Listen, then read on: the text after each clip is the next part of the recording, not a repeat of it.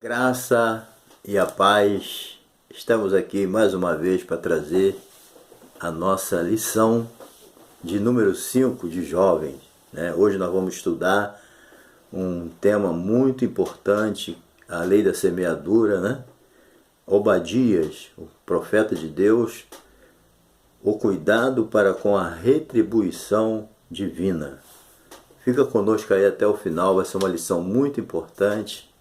E também te fazendo aquele pedido, se você não se inscreveu ainda em nosso canal, que você se inscreva aí, dá o seu like, compartilha aí com seus amigos, nos ajuda aí a levar a palavra de Deus mais adiante, a alavancar o nosso canal e com certeza vai ser bênção, porque aqui nesse canal nós só temos a pretensão de explicar, ensinar, pregar a palavra do Senhor, né? Estamos vivendo tempos finais aí, trabalhosos, difíceis, pandemia, e precisamos da palavra de Deus para nos fortalecer. A Bíblia diz, né, que nem só de pão viverá o homem, mas de toda palavra que sai da boca de Deus. Nós precisamos dos alimentos, mas também precisamos do alimento espiritual, que é a palavra de Deus. Portanto, não deixe faltar a palavra de Deus na sua vida, não, porque nos momentos de crise ela está ali, ó, te sustentando, te alimentando, para você suportar as lutas. Então fica conosco aí até o final e nos ajuda aí a continuar ministrando a palavra de Deus. O título, eu repito, é Obadias, o cuidado para com a retribuição divina. E o texto do dia aqui é muito importante, né? É a síntese dessa lição, porque o dia do Senhor está perto. E sobre todas as nações, como tu fizeste, assim se fará contigo. A tua maldade cairá sobre a tua cabeça, né? Então é essa palavra que vai direcionar toda essa lição nesse dia aqui de lição 5, né? Então o nosso objetivo, né, é apresentar o livro de Obadias, sua mensagem, esclarecer os motivos, né, que levaram Obadias a profetizar, um grande juízo sobre Edom, né? E explicar também que a partir do exemplo de Edom, como o orgulho e o ódio são prejudiciais à nossa vida cristã em todos os aspectos, né? O ódio, ele é uma coisa terrível. Então, esse profeta de Deus, ele trouxe uma mensagem de advertência muito séria para Edom, né? Quem era Edom? Edom era os descendentes de Esaú, irmão de Jacó. Os dois já brigaram desde o ventre, né? E essa luta continua por longos anos. Bem, a nossa introdução, Obadias, ele é o menor, né, livro do Antigo Testamento. São apenas 21 versículos, muito pouquinho, né? Mas são muito importantes. O que vale aqui não é a quantidade, mas a mensagem central desse livro, certo? Então são 21 capítulos, versículos só e pronto. Então, diferente de Amós, né, que se concentrou em Israel, ele destinou a sua mensagem a uma nação estrangeira, Edom, né? Edom era uma nação estrangeira, mas ao mesmo tempo era familiar, né? Porque era irmão de Jacó. Esaú e Jacó eram dois irmãos. Já brigavam pela primogenitura de novos, né? Então eles eram parentes, mas aqui ela é considerada uma nação estrangeira, porque não é Israel. Então, os edomitas, sendo descendentes de Esaú, né, trataram os israelitas com muita crueldade. Eles sempre mantiveram assim uma rixa, um ódio, né? Os edomitas, eles sempre odiaram os israelitas.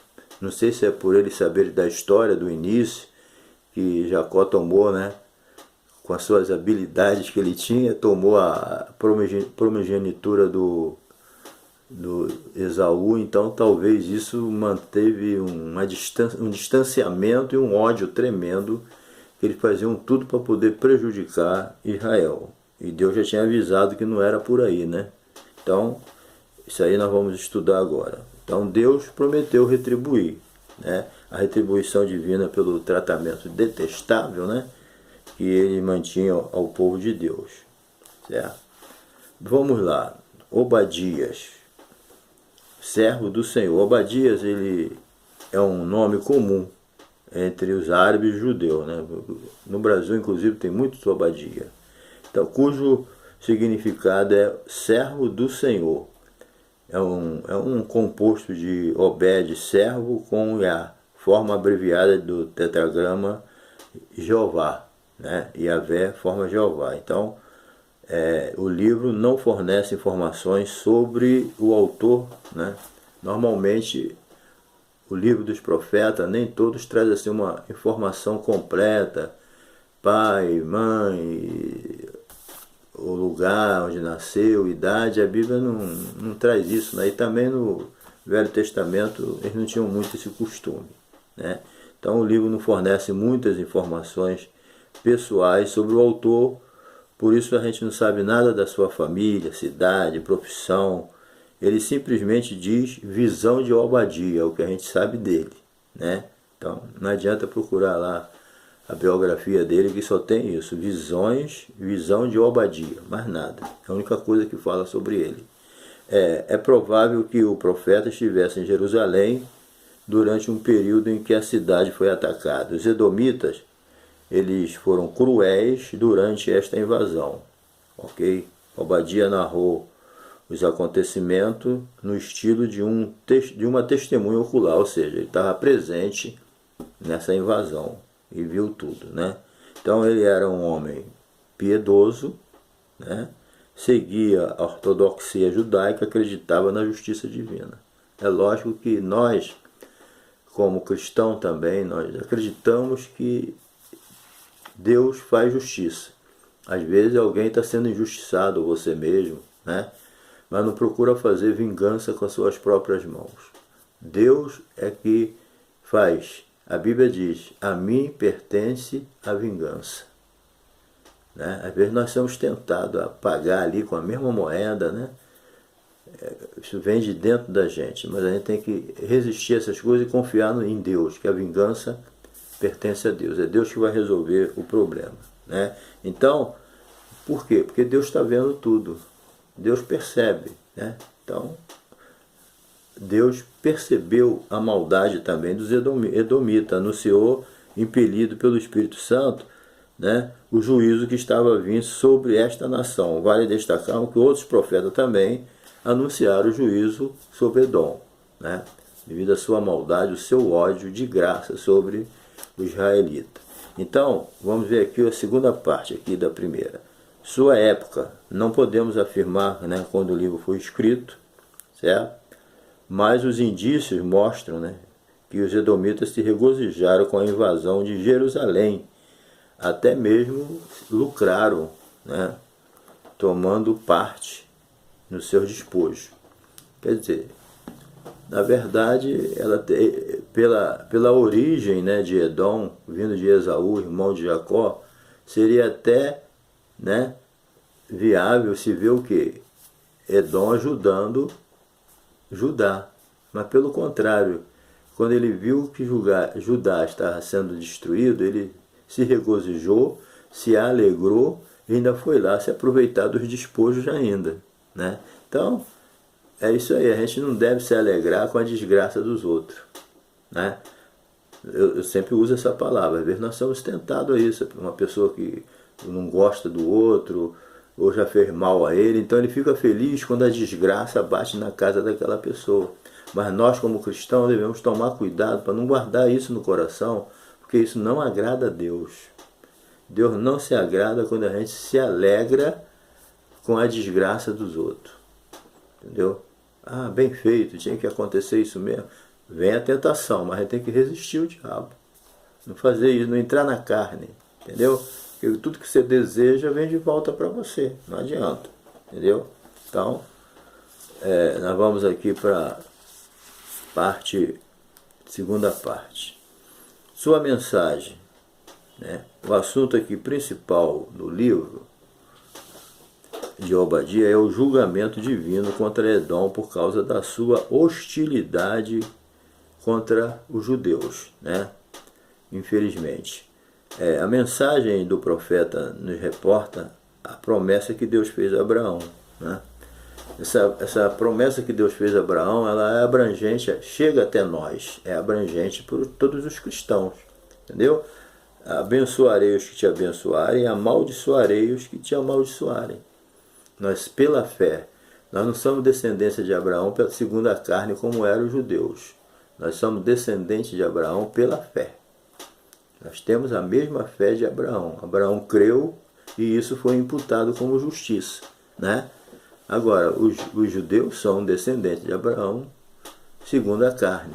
E nós, cristãos, a igreja é descendente de Abraão, mas é segundo a fé. Temos que ter a mesma fé de Abraão, né? Então, partindo desse princípio, o que a Bíblia diz? Abençoarei os que te abençoarem e amaldiçoarei os que te amaldiçoarem.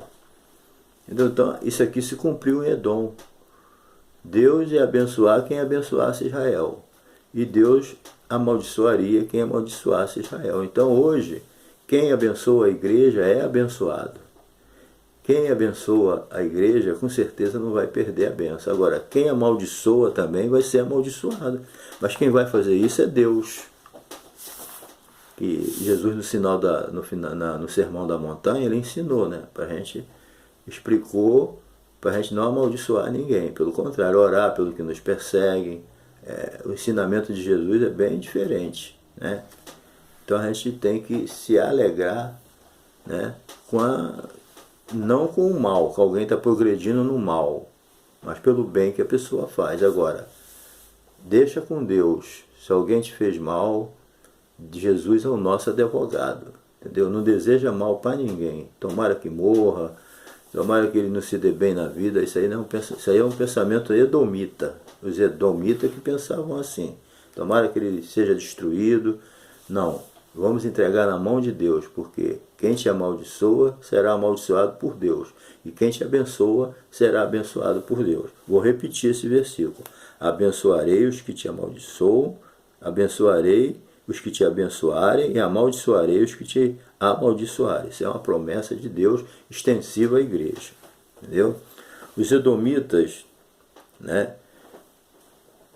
e os judeus provinham da mesma madre. Então, tanto né, Esaú como o Jacó nasceram de Rebeca. O pai Isaac, né, casou com Rebeca e nasceu, 20 anos depois, nasceu essas duas criaturas gêmeas, né? E eles foram irmãos, eram irmãos, mas os seus descendentes eram inimigos, né? Infelizmente. Então, enquanto os edomitas descendiam de Esaú, os judeus descendiam de Jacó, certo? Então, no início do conflito, começou entre dois irmãos, já começou lá no ventre. A Bíblia narra isso aí, né? Depois você dá uma lidinha lá no nascimento de Jacó, que você já vai ver a confusão que já estava no ventre de Rebeca. Ela já estava incomodada com a confusão lá dentro dela. Você vai ler isso lá.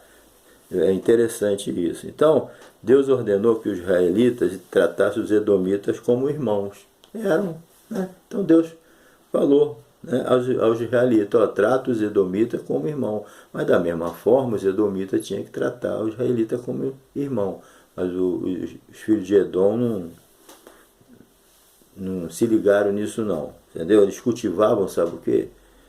Um ódio tremendo pelos israelitas. Em diversos momentos, eles deixaram que percebesse isso, né? Às vezes a pessoa esconde o ódio, né?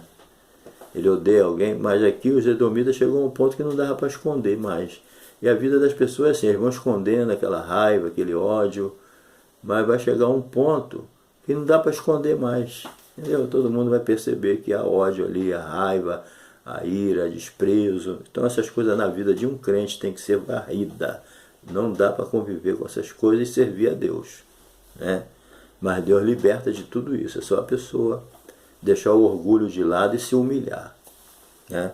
Os versículos 21, os 21 versículos do livro pode ser dividido da seguinte forma: destruição de Edom, né? As razões para a destruição, o veredito divino e a restauração futura do povo de Deus, né? Então aqui está bem detalhado. Vamos para a parte 2 aqui.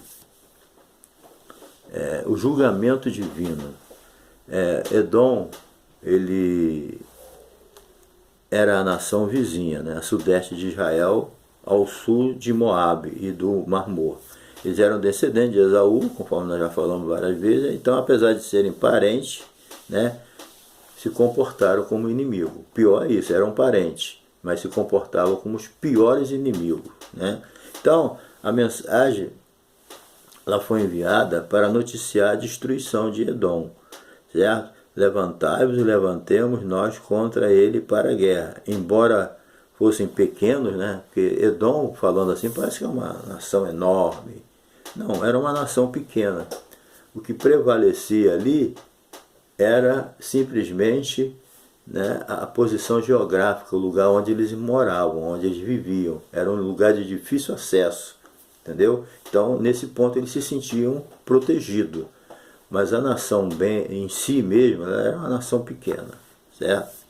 Embora eles eram poderosos, mas a posição geográfica deles era que deixava eles orgulhosos, achando que ninguém nunca ia atingir eles. Se consideravam, por causa da posição geográfica que moravam, inatingíveis. Ninguém vai chegar até aqui, mas Deus chega, né? Às vezes a pessoa se sente protegido pelo dinheiro, pela posição social, pelos status, entendeu? Mas para Deus não tem isso não. Quando Deus humilha alguém por ser orgulhoso, Deus humilha. Ninguém pensa que a sua posição, status, dinheiro e todas essas coisas vai impedir de Deus de atingir a pessoa para botar ele no lugar dele. Deus não tem esse problema não. Humanamente tem esses obstáculos, mas para Deus não existe não. Aliás, não existe nenhum obstáculo para Deus, no agir dele conosco, entendeu? Eles habitavam lá nas fendas dele, nas rochas, se protegiam, né? A topografia do lugar ali fornecia essa proteção naturalmente, mas isso não significava que Deus não poderia humilhar eles, como humilhou depois, né? Então, ao pensamento deles, por essa eles perguntavam: quem me derribará em terra? Sentiam-se inalcançáveis, como uma águia que sobe às alturas, entendeu? Então, isso tudo gerou neles o quê? Uma falsa segurança, entendeu? Gerou neles. Mas em Provérbios 16, 18, deixa claro que Deus não tolera o orgulhoso. Quanta gente orgulhosa já caiu, quanta nação orgulhosa já caiu, né? Os exemplos estão aí, tanto na Bíblia como extra-bíblia, né?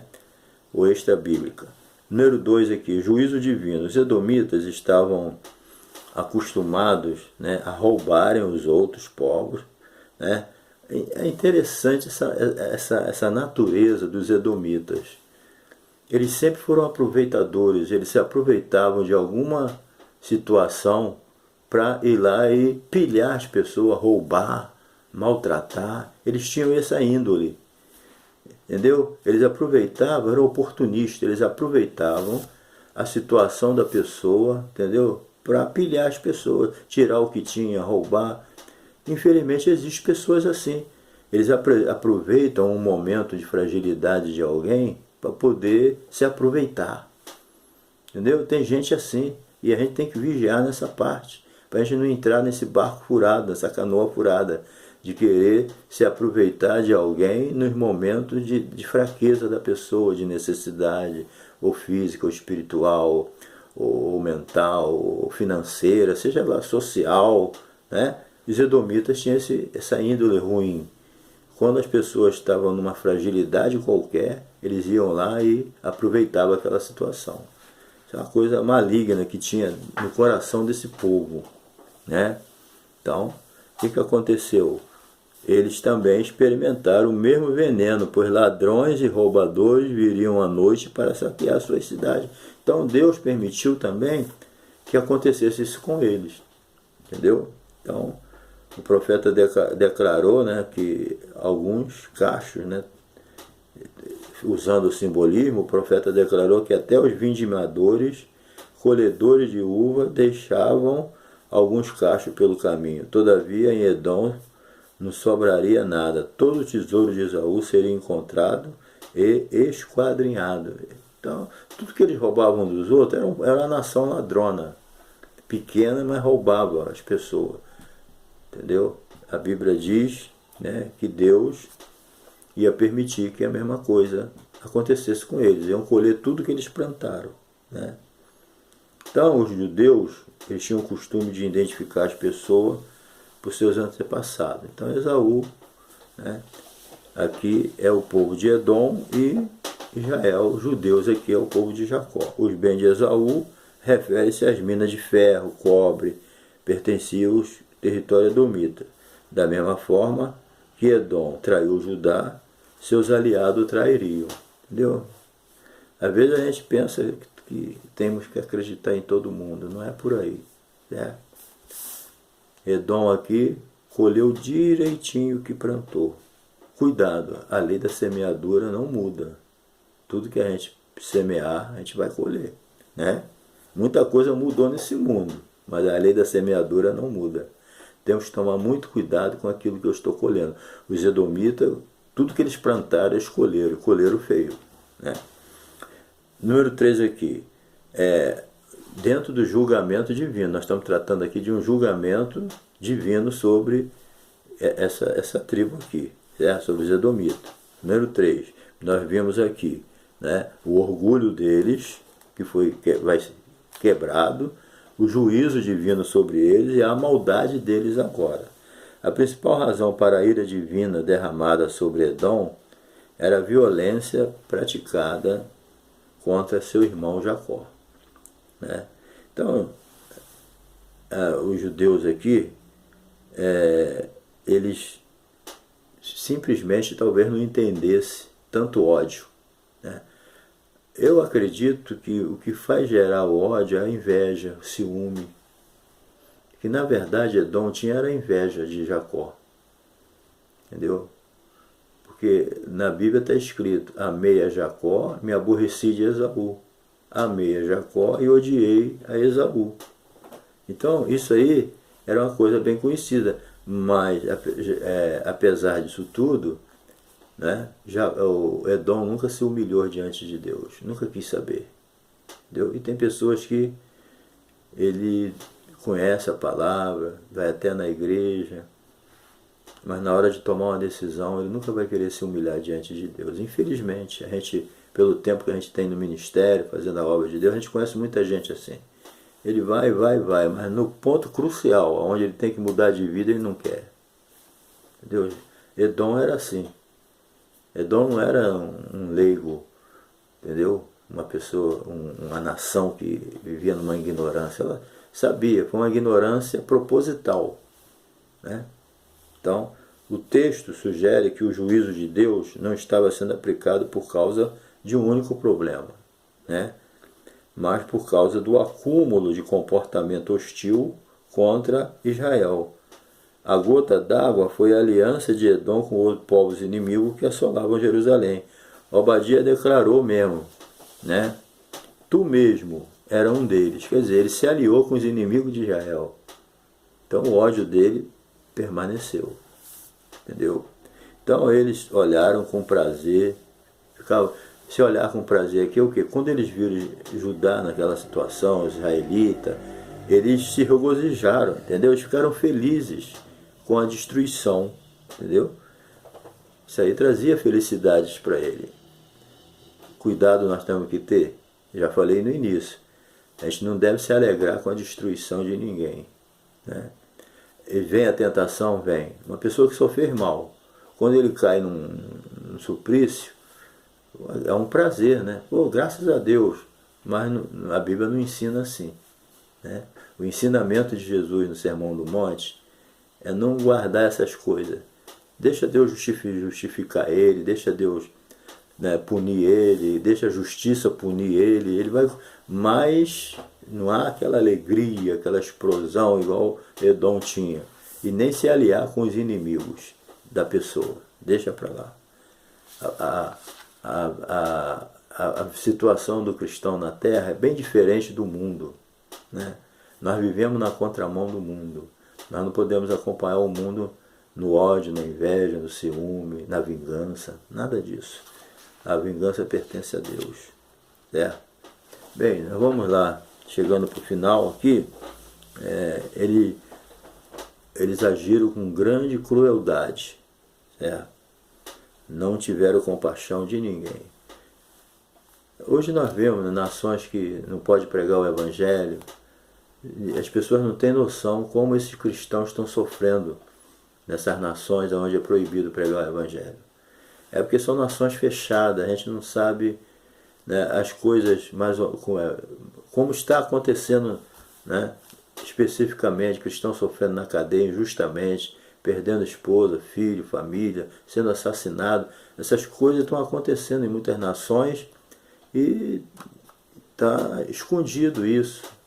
Não é passado para a sociedade. Aqui e acolá a gente sabe de uma notícia, né? Mas no fundo a gente sabe que a perseguição está tremenda. A crueldade para com aquele que serve a Deus é muito grande. Mas quem está fazendo a vingança é Deus. Entendeu? É Deus que vai dar a colheita certa para o que esse povo está plantando. Fica tranquilo que é Deus que faz a vingança. Certo? Porque Deus não vai deixar ninguém impune, não. Deus é juiz. Ele é juiz. É um Deus perdoador, é amor, mas é juiz. Vamos para o final aqui. Né? Um indivíduo dominado pela inveja tende a praticar atos desprezíveis. Entendeu? A pessoa que se deixa dominar pela inveja é tremenda. A inveja, o ciúme, leva até a morte. Entendeu? Então, o orgulho e a inveja são sentimentos que devem ser extirpados do nosso coração. Olha, vem devagarzinho. E se fizer morada ali, é a destruição total. Não deixa tomar conta, não.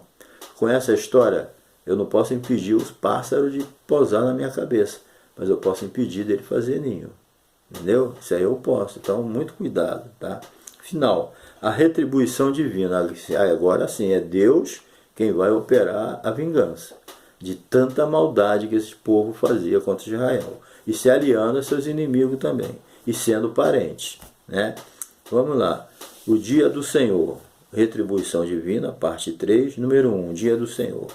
O profeta anunciou que o dia do Senhor virá sobre todas as nações, né? Ninguém vai ficar impune.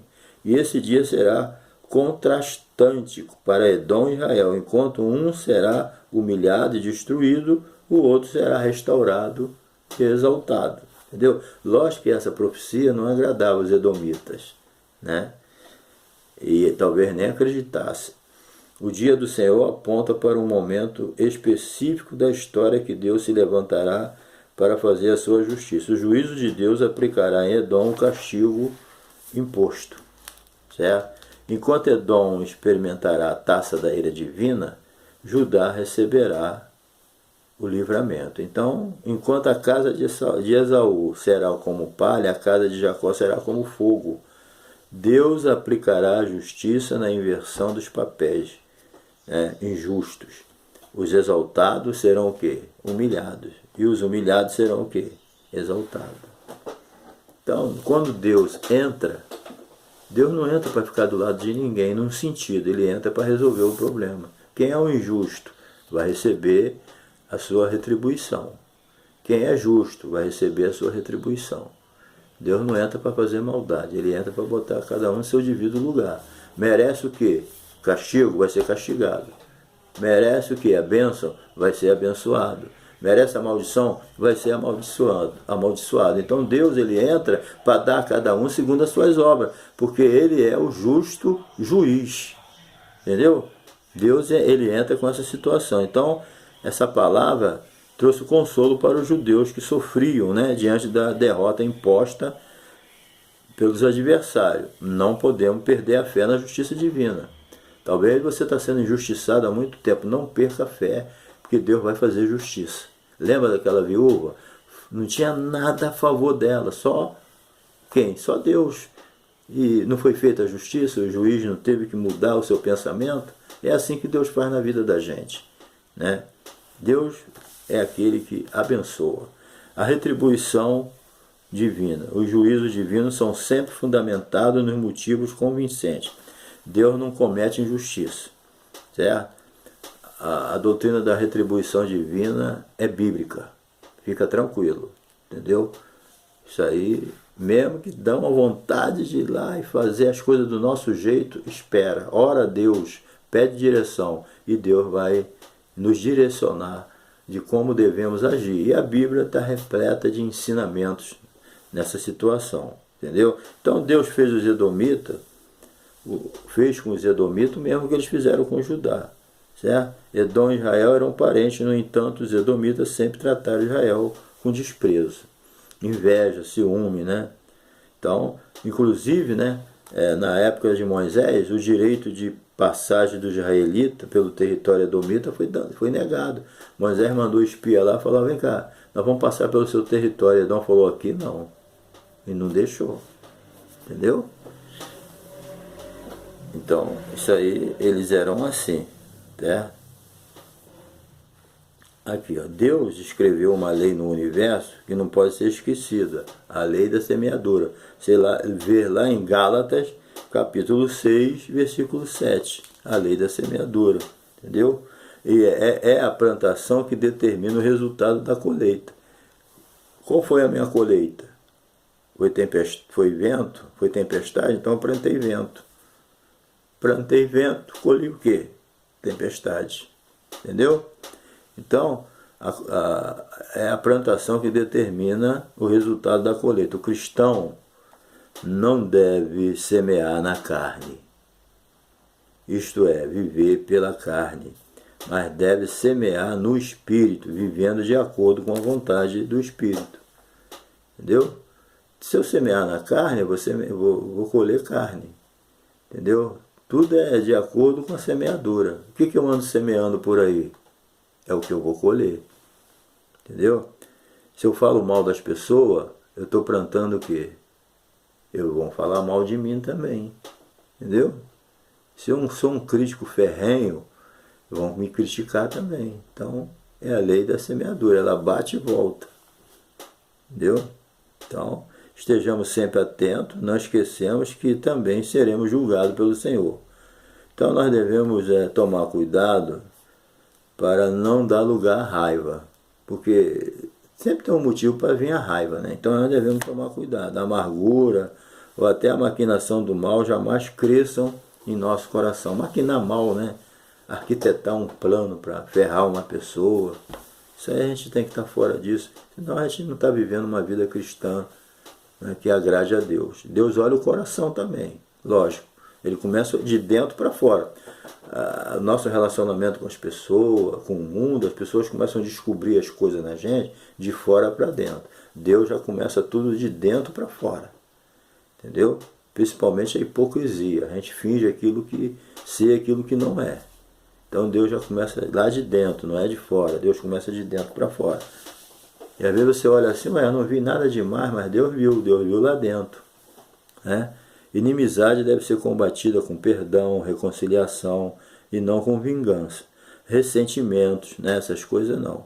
Então vivamos segundo o Espírito. É claro que tem pessoas que não vai dar para você conviver com ela. Entendeu? Ela vai aprontar de novo. São pessoas que não estão libertas e não dá para acreditar. Tem coisa que perdeu a graça. Mas a gente não deve alimentar dentro da gente a raiva, o ódio. Não dá para conviver com certos tipos de pessoa, devido às atitudes dele. Mas não vamos ter raiva não. Orar a Deus, nosso coração está limpo. Entendeu? Não dá, mas raiva, ódio, ciúme, inveja, deixa para lá. Limpa teu coração.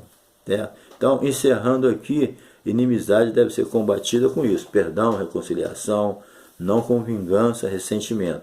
Vivamos segundo o Espírito, não segundo a carne. A carne para nada aproveita. E a Bíblia diz que os que vivem na carne não herdarão o reino dos céus. Certo? Bem, o 3, rebaixamento de Edom. Obadia nos ensina que Deus cumpre suas promessas. Suas profecias se cumpriram historicamente. Os edomitas foram como nunca tivesse sido. Os edomitas hoje não existem mais. Os judeus estão aí, Israel está lá na terra dele. Agora os edomitas acabaram. Entendeu? Aqui traz uma explicação boa. Certo? No século 6 a.C., eles foram derrotados, expulsos das suas terras, como consequência se fixaram, né, próximo ao Mar Vermelho. Todavia, em 312 a.C., foram novamente destruídos pelos nabateus. depois de espalhados, sobreviveram através de casamentos mistos com outros povos da região. Para eles não acabarem de vez, eles, o que eles fizeram? Se uniram com casamento com pessoas de outras tribos, né? Para poder sobreviver, certo?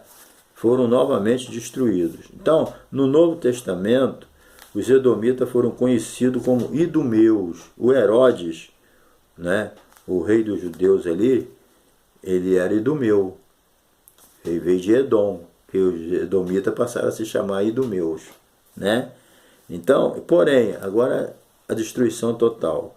Nos anos 70, o general romano Tito, ele destruiu o templo israelita, destruiu a cidade, acabou com Jerusalém, né? E todo mundo foi disperso.